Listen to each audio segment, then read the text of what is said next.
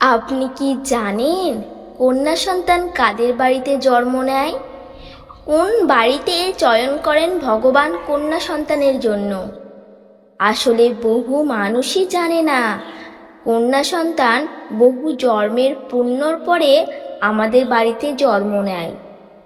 কিন্তু এই যুগে দাঁড়িয়েও বহু মানুষই ভাবে কন্যা সন্তান জন্ম দিলে তার বংশের উন্নতি হবে না। এটা কেবলমাত্র মূর্খতা, কারণ মেয়েদের জন্ম যার বাড়িতে হয় না। যাদের বাড়িতে কন্যারূপী মা লক্ষ্মী আসে তারা খুব ভাগ্যশালী হয়। তাই আজকের ভিডিওতে জানবো ভগবান কোন বাড়িতে চয়ন করেন কন্যা সন্তানের জন্য, কোন পুণ্য কর্ম করলে পিতামাতার ঘরে কন্যা সন্তান জন্ম হয়। একদিন মহারথী অর্জুন শ্রীকৃষ্ণকে জিজ্ঞাসা করল, কোন কোন পুণ্যকর্ম করলে কন্যা সন্তানের পিতামাতা হওয়া যায়? ভগবান কোন ঘরে বা চয়ন করেন কন্যা সন্তানের জন্য? এই কথা শুনে ভগবান শ্রীকৃষ্ণ বললেন, কন্যা সন্তান যার তার ঘরে জন্মগ্রহণ করেই না, বরং সেই ঘরে জন্মগ্রহণ করে যে তার ভার নিতে পারে। কারণ নারীর ভার বহন করা সবার পক্ষে সম্ভব না। নারী সংসারের জন্য, সৃষ্টির ভারসাম্য বজায় রাখার জন্য তার সমস্ত কিছু উৎসর্গ করতে পারে। আর যেদিন থেকে পৃথিবীতে কন্যা সন্তান জন্ম নেবে না, সেই দিন সৃষ্টিও থাকবে না। সৃষ্টি একদম স্থির হয়ে যাবে এবং সমস্ত সৃষ্টি সমাপ্ত ঘটবে। যে বাড়িতে কন্যা সন্তান জন্মায় তার স্বর্গের ন্যায় স্থান। কারণ পুত্র সন্তান শুধুমাত্র নিজের বংশকে উন্নত করে, বিস্তার করে, কিন্তু কন্যা সন্তান তার দুই বংশকে উন্নতি সাধন করে। আপনারা একটা কথা শুনেছেন যে কন্যা সন্তান পিণ্ডদান করতে পারে না। এ কথা কিন্তু সম্পূর্ণ সত্য নয়। কারণ রামায়ণকালে মাতা সীতা রাজা দশরথের মৃত্যুর পরে পিণ্ডদান করেছিলেন, যার ফলে রাজা দশরথ স্বর্গে প্রাপ্ত ঘটেছিল এবং তিনি মুক্তি লাভ করেন। আমাদের শাস্ত্রে বলা হয়েছে যে একটি মেয়ে তার বাবার পিণ্ডদান করতে পারে এবং শ্বশুর বাড়িতেও যদি কোনো পুত্র সন্তান না থাকে তাহলে পুত্রবধূরও অধিকার লাভ করেন। তারা খুব সৌভাগ্যবান যাদের বাড়িতে কন্যা সন্তান জন্ম নেয়। আর যাদের বাড়িতে একের বেশি কন্যা সন্তান জন্ম নেয় তারাও খুব সৌভাগ্যবান। ভগবান যাত্রার ঘরে কন্যা সন্তান দেন না, ভাগ্যবানের ঘরেই দেন যিনি তার লালন পালন করতে পারে। অর্থের সাথে পালন এ কথা কিন্তু বলিনি। যিনি গরিব হয়েও তার সন্তানের সমস্ত দায় দায়িত্ব পালন করেন, তার খুশির কথা ভাবে, সঠিক চিন্তা ও সঠিক শিক্ষাদান করতে পারে, ভগবান তাদের ঘরেতে কন্যা সন্তান দেন। কেননা ভগবান শ্রীকৃষ্ণ বলেছেন যে নারীর ভার সবার পক্ষে নেওয়া সম্ভব নয়।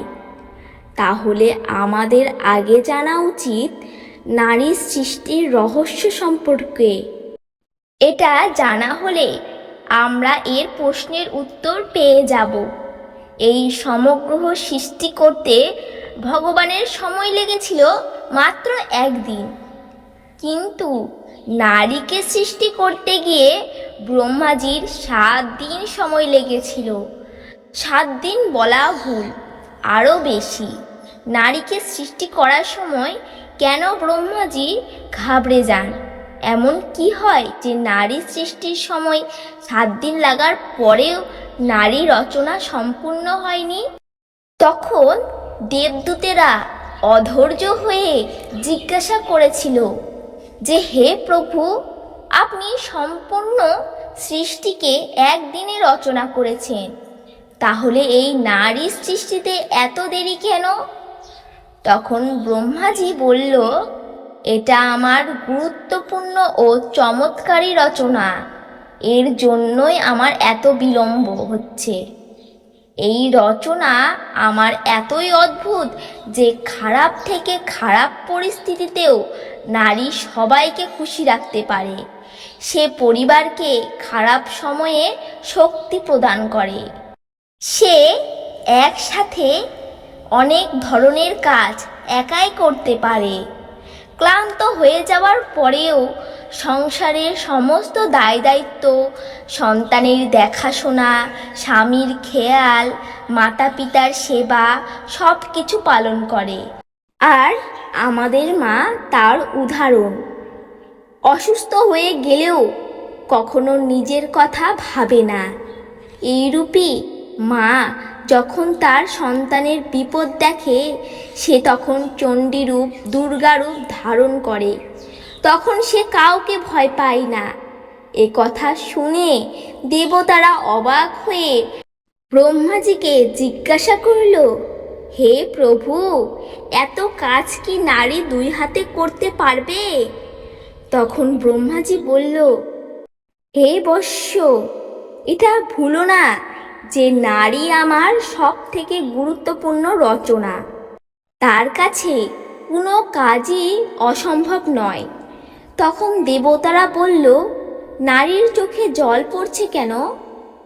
তখন ব্রহ্মাজি বলল যে এটা হচ্ছে নারীর সব থেকে বড় শক্তি, যে দিয়ে নারী সব কিছু জয় করতে পারে। নারীর অশ্রু প্রেম ও করুণার প্রতীক। তখন দেবতারা বলল, কি অদ্ভুত রচনা আপনার, এর মধ্যে কোনো কিছুরই কমতি নেই।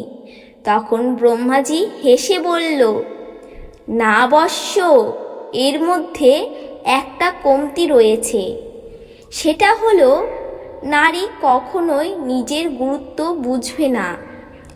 হিন্দু ধর্মে নারীকে দেবীর অংশ বলা হয়। নারীকে মাতা অন্নপূর্ণা ও মাতা লক্ষ্মী অংশ বলে মনে করা হয়। নারী ছাড়া শুধু বাড়ি কেন, সম্পূর্ণ সৃষ্টি পুরো অসম্পূর্ণ। যে বাড়িতে নারীকে সম্মান করা হয়, সেই বাড়িতে মাতা লক্ষ্মী বাস করেন। আর সেই বাড়িতে কখনোই অভাব অনাটন দেখা যায় না। কিন্তু যে বাড়িতে একজন নারীর বিনা কারণে চোখের জল ফেলে, সেই বাড়িতে কখনোই মাতা লক্ষ্মী বসবাস করে না। তাহলে আমাদের কি করা উচিত? আমাদের বাড়িতে যে মা রয়েছে, যে কন্যা সন্তান রয়েছে, তাদেরকে সম্মান করা উচিত। তাদের জন্য যথাযথ শিক্ষার ব্যবস্থা গ্রহণ করা উচিত। তাদের স্বপ্ন পরিপূর্ণতা করার দায়িত্ব নেওয়া উচিত।